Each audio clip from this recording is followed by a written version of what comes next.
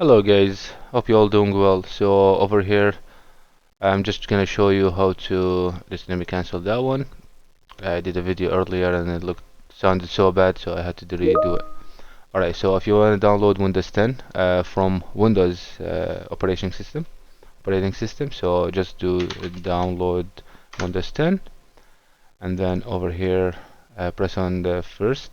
So right here we don't see download Windows ISO image, we say create Windows 10 installation media because we already running Windows.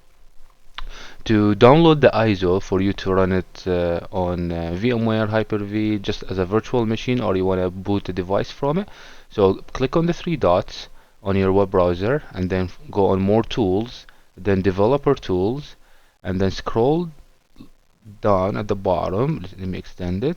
So over here it says user agent, uncheck the box and then select Safari Mac.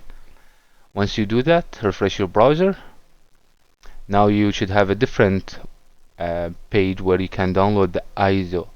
So over here Windows 10 2023 update, and then select the edition Windows 10 and then we do confirm. Over here you choose the language of your Windows. Let's do English United States. Once you press confirm, it will start downloading right away. So actually not right away, you'll have to pick the version you want or the size of it. So 32-bit or 64-bit, we gotta go with the 64-bit.